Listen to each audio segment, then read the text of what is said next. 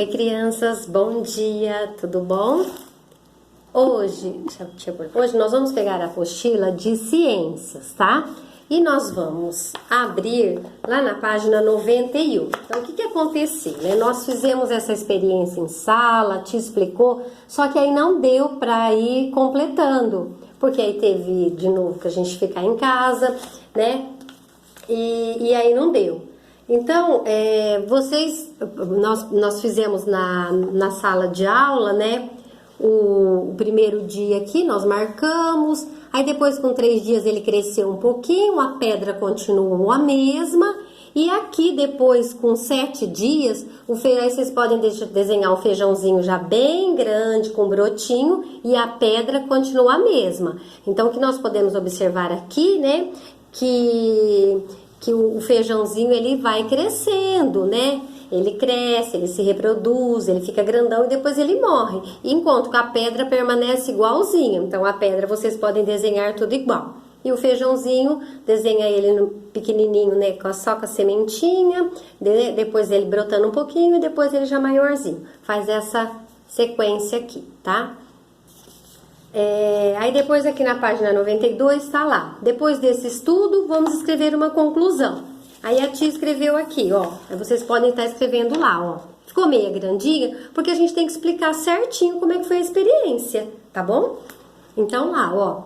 Ao contrário dos elementos não vivos, que são o ar, o solo, a água e a luz solar, os seres vivos nascem, né, que são as plantinhas, os animais e as pessoas. Crescem, se reproduzem e morrem. E eles dependem da água, do ar, do solo e do sol, que são os elementos não vivos, tá? A tia vai deixar assim, ó, para vocês irem olhando, tá?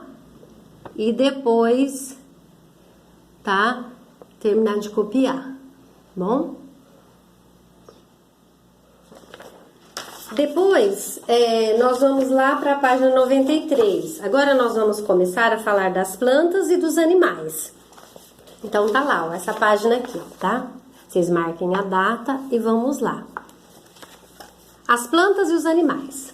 Maria, os seres vivos são muito interessantes, mas ainda tenho algumas dúvidas. Será que eles se relacionam? Se sim, como isso acontece? A relação entre as plantas e os animais? É verdade, Atena. Como será que os animais e as plantas se relacionam? Será que existe uma interdependência entre eles? Aí nós temos aqui embaixo o lobo-guará, né? Esse desenho aqui do lobo, ó. Então tá falando assim, ó. O lobo-guará se alimenta principalmente, ó, de roedores, pequenos répteis, caules doces, mel, aves e frutas. Por isso que os animais e as plantas se relacionam. Por quê? Um depende do outro, né? Tem animais que comem plantas, que comem caules e comem também animais. Entre as frutas, olha só, há até mesmo uma espécie muito conhecida que o lobo come, que chama fruta de lobo, de planta chamada lobeira. Olha só, é essa daqui, ó. Tá vendo? Aí depois que ele come essas frutinhas, ele elimina as fezes, e essas fezes vai caindo no solo e vai nascendo outros pés. Então aí tem, né, aquele monte de pés de frutas, de árvores que ninguém planta. São os animais que eles fazem ali o cocô, né, e depois nasce novamente, que eles fazem o cocô, cai a sementinha. E aí nasce novamente um pezinho de fruta ou de árvore, tá bom? Depois na página 94, essa daqui, nós temos, tá lá, os animais cumprem um papel muito importante para a sustentação da vida, por meio da reprodução. Quando se reproduzem, ou seja, quando tem filhotes, os animais impedem que suas espécies deixem de existir. Por que isso acontece? Então nós temos lá um cachorrinho e uma cachorrinha.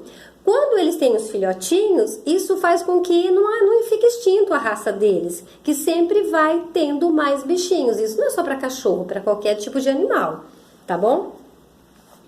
Assim podemos concluir que onde houver destruição das plantas, ocorrerá também ausência de animais, porque tem muitas plantas, né, que os animais dependem. Por isso que a gente não pode sair aí destruindo tudo, porque também os animais vão ficar sem, né? Tem igual o passarinho faz o ninho em árvore, né? E também tem animais que comem frutas, folhas de árvores. Então isso depende. Aí quando começa a acontecer isso, o que gera? Um desequilíbrio ambiental. Na página 95, aqui ó, nós temos também uma reportagem, olha só, são das capivaras, ó. Capivaras invadem as margens da Universidade da USP lá de São Paulo. Então por que elas invadiram? Porque onde que elas moram já foi ocupada por alguma coisa, então elas tiveram que sair. Né? Vocês viram que outro dia apareceu um filhotinho de onça, né, aqui em Venceslau? Por quê? Onde que era o habitat dela? Já foram construídos casas, alguma coisa foi construída e elas vêm vindo para a cidade. Então a gente está tirando ela do lugar dela, né? Ó, tá lá. Na foto acima, essa foto aqui, ó, nós vemos um grupo de capivara que adotaram as margens da USP como seu habitat. Ou seja, escolheram este lugar para viver. Lá tem água, tem sombra, tem grama, tá? Todos que por ali passam podem ver esses roedores se movimentando de um lado para o outro, tranquilamente. Esse cenário tem preocupado os cientistas do meio ambiente, pois eles sabem que muitos animais silvestres estão perdendo parte do seu habitat, aquilo que a tia falou, da onde eles moram, né? Por isso eles estão se aproximando da cidade. Isso indica que está ocorrendo um desequilíbrio no ambiente onde eles vivem. Então o que acontece? Tem que ser planejado o que vão construir, vendo se não vai afetar a natureza. Então tem que ter todo um planejamento, tá? Então na página 96, essa página aqui, ó, também é uma coisinha meio grande para escrever, tá? Aqui tá escrito assim, a tia diminuiu bastante. Por que os animais silvestres estão invadindo os centros urbanos? Por que isso é um problema? Como impedir que isso aconteça? Foi o que a tia falou. Tem que fazer planejamento. Então a tia escreveu assim, ó. Lá na página 96, vocês vão escrever isso, ó. Devido ao crescimento das cidades, muitos animais estão perdendo o seu habitat. Por isso, é necessário planejar e fiscalizar essas construções. Então, tem que ter muito cuidado com onde que vai construir, o que vai derrubar, para não acabar tirando os animais do habitat deles, tá? Tá acabando, tá, gente? Agora, na 97, é aqui, ó. É uma experiência super legal.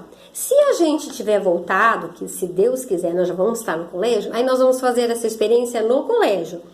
Aí a tia vai mandar um bilhetinho, vocês vão levar alpiste, uma meia fina da mamãe, já que ela não usa mais, e serragem. Essa serragem eles pegam em madeireira ou naquele MDF que tem lá perto do cemitério, lá tem.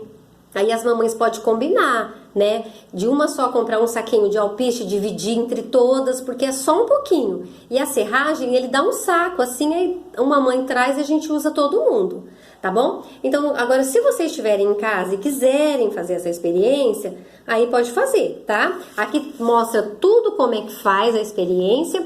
Aí aqui vocês podem desenhar, porque na hora que vocês plantam, não tem o cabelinho. Aí vocês desenham nascendo o cabelinho, depois o cabelinho grande. Ele fica super bonitinho, tá? Aí a gente vai pular o olhinho, aí dá até pra cortar, tá bom? Aí aqui embaixo nós escrevemos assim, ó. Para que ocorra essa germinação, a gente não pode colocar o alpiste lá e pronto.